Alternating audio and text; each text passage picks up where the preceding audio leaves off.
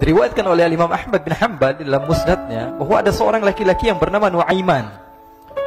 Ini Nuaiman di kehidupan Rasul sallallahu alaihi wasallam ada orang yang seperti itu gitu.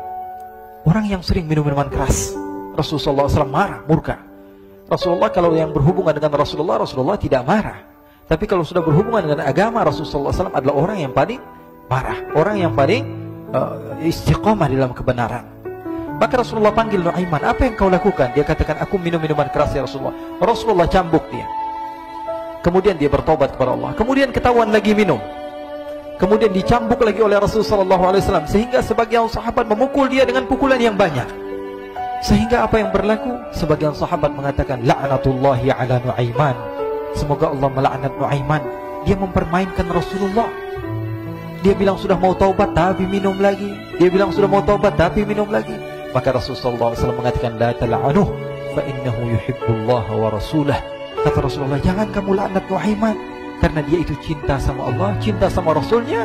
Dalam riwayat dia dicintai Allah dan dicintai oleh Rasulnya Muhammad sallallahu alaihi wasallam.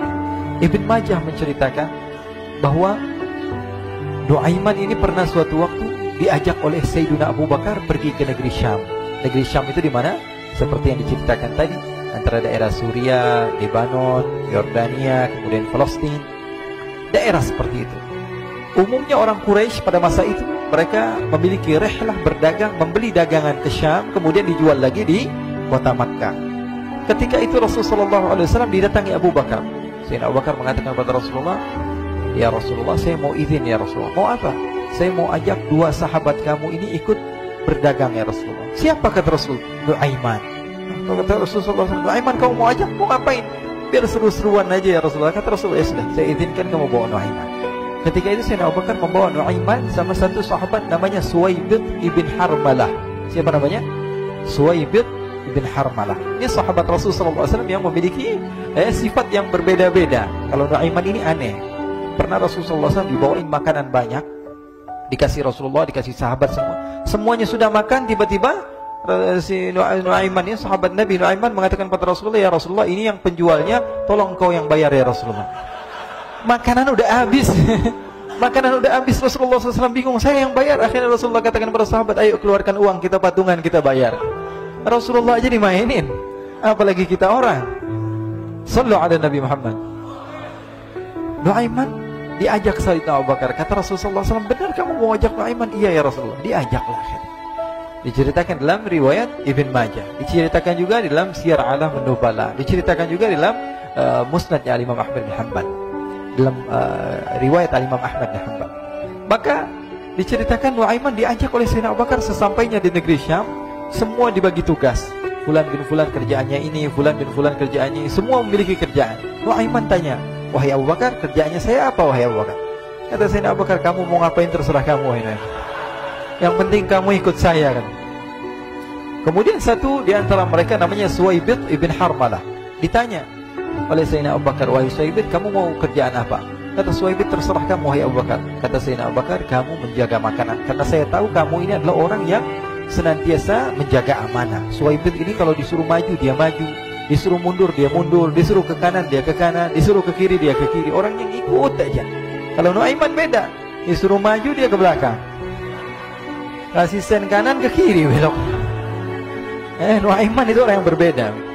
Maka Suwaibid mendapatkan tugas, semua mendapatkan tugas kecuali Nuaiman. Sehingga ikhwani, apa yang berlaku, apa yang terjadi? Sayyidina Abu Bakar pergi sibuk dengan kesibukannya, sehingga datanglah waktu siang. Nuaiman sudah lapar. Nuaiman cari makanan. Dia nggak punya uang, diajak Sayyidina Abu Bakar tapi tidak diberikan uang.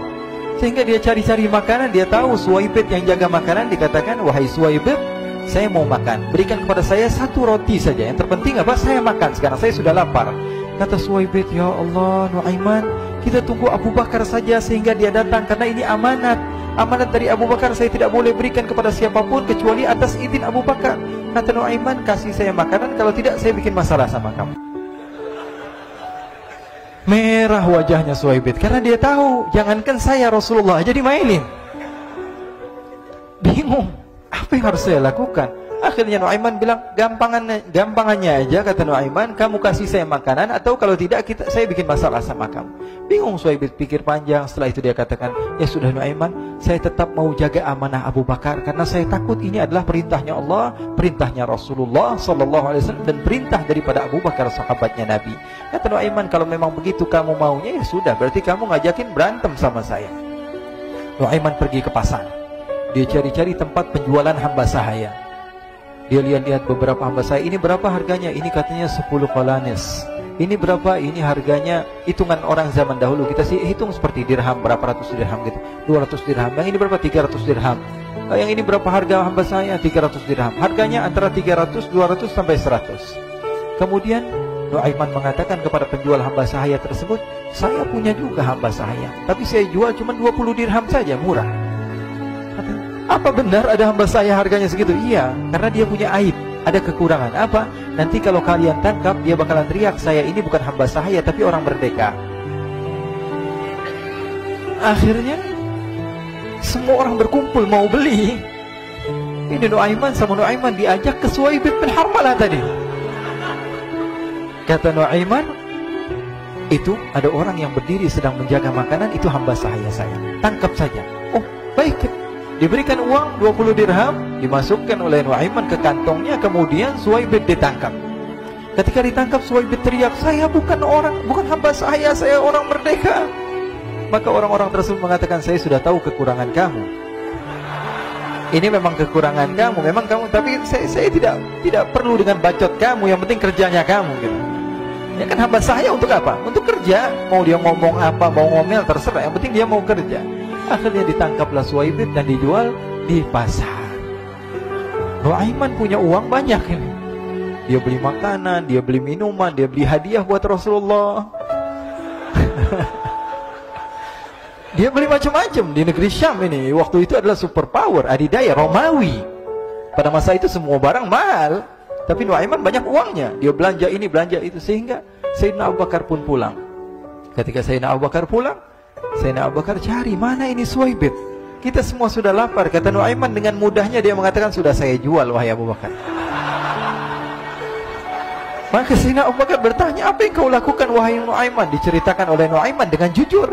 Nuaiman ini orangnya apa adanya, tapi nyusahin. Saya jual. Akhirnya dibawa oleh Nuaiman, Sayyidina Abu Bakar pergi ke mana? Ke pasar. Lalu dibeli lagi oleh Sayyidina Abu Bakar As-Siddiq Suhaib, yang tadinya orang merdeka menjadi hamba sahaya sebentar, kemudian dibeli lagi oleh Sayyidina Abu Bakar. Pulang ke Madinah, kisah ini diceritakan di hadapan Rasulullah SAW. Maka perawi mengatakan, fadhahikan nabiyyu hatta badat nawajiduhu. Ketika diceritakan kisah Nuaiman tersebut dengan Suhaib, Rasulullah tertawa sejadi-jadinya, sehingga gigi geraham Rasulullah SAW nampak di wajah mata para sahabat.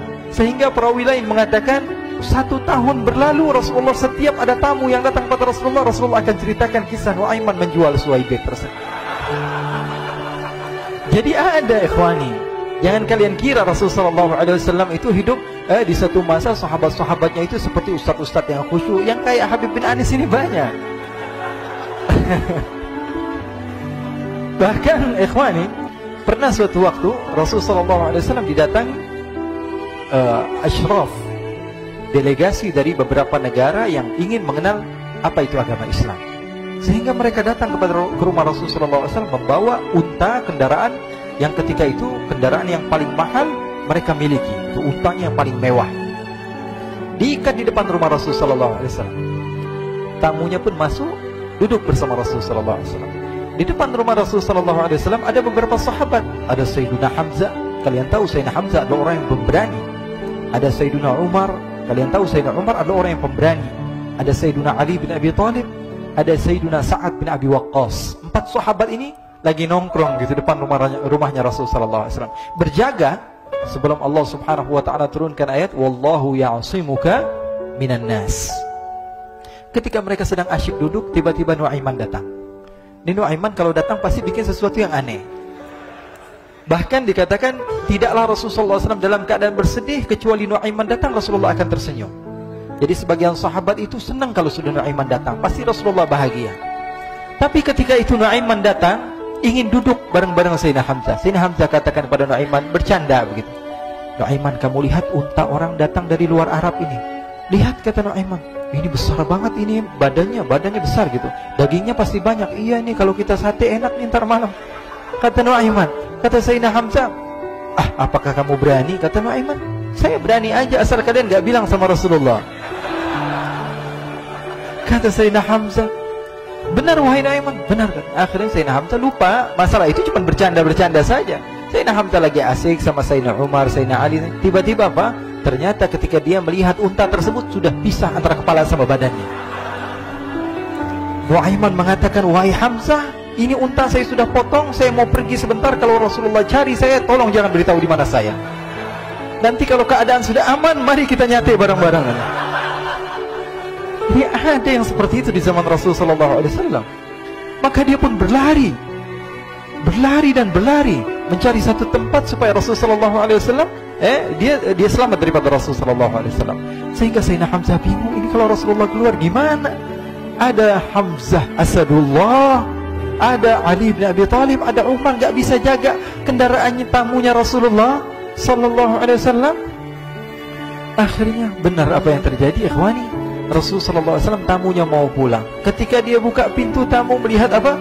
Untanya sudah begitu. Mereka teriak, wa naqatah, unta kami wahai Muhammad. Baru mau kenal Islam, unta kami, kendaraan kami sudah dibuang. Rasulullah SAW lihat Sayyidina Hamzah, lihat Sayyidina Ali. Mereka nggak bisa ngomong, mereka hanya bilang apa? Nuaiman ya Rasulullah. Rasulullah perintahkan Sayyidina Umar, wahai Umar, sekarang kamu ambil uang, kemudian kamu gantikan, kemudian kamu berikan 2 kali lipat daripada harta unta ini, sehingga apa? Agama Islam tidak didengar dengan sesuatu yang tidak baik di luar sana. Akhirnya diberikan harta, diberikan unta yang baru dan diberikan harta yang lebih untuk orang tersebut, sehingga orang tersebut tidak menjelek-jelekan agama Islam. Kata Rasulullah SAW, dan sekarang waktunya kita balas dendam sama Nuaiman. Nuaiman ternyata berlari tempat yang jauh sampai hampir keluar dari kota Madinah. Dia dapatkan seorang sahabat Nabi yang hadir juga dalam peperangan Badar, namanya Al-Miqdad bin Al-Aswad. Siapa namanya? Al-Miqdad bin Al-Aswad ketika itu sedang menggali sumur. Ketika sedang menggali sumur, Nuaiman datang. Nuaiman katakan kepada Miqdad, wahai Miqdad, wahai sahabat Rasul, kamu orang yang hadir dalam peperangan Badar, kamu adalah orang yang hebat. Dipuji-puji sama Nuaiman.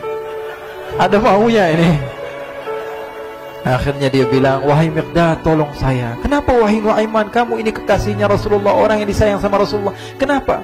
Saya ini sedang dikejar-kejar orang jahat. Tolong selamatkan saya. Saya pengen masuk ke dalam sumur, boleh atau tidak? Kata Miqdad, siapa yang mengejar kamu? Pokoknya saya dikejar sama orang-orang. Kamu mau atau tidak selamatkan saya? Ya sudah, selagi kamu itu adalah sahabat Nabi, silahkan kamu masuk.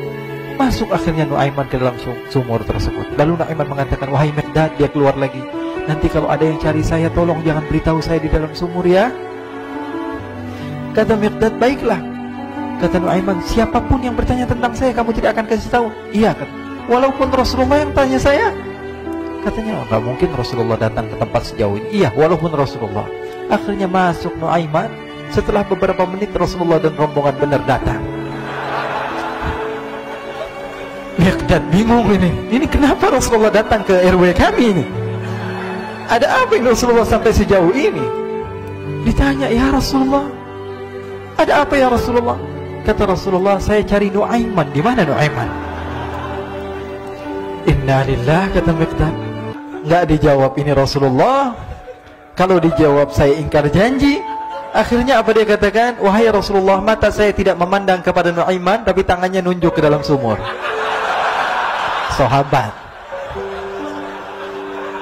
Apa dia bilang? Mata saya tidak melihat kepada Nuaiman, tapi tangannya nunjuk ke sumur. Akhirnya dibuka sama Rasulullah, Nuaiman muncul. Kata Rasulullah, Nuaiman, kamu bikin malu saya, wahai Nuaiman. Ya Rasulullah, yang bersalah bukan saya, tapi orang yang mencari saya bersama kamu, ya Rasulullah. Akhirnya Rasulullah nengok siapa, ternyata Nuaiman sudah lari kabur.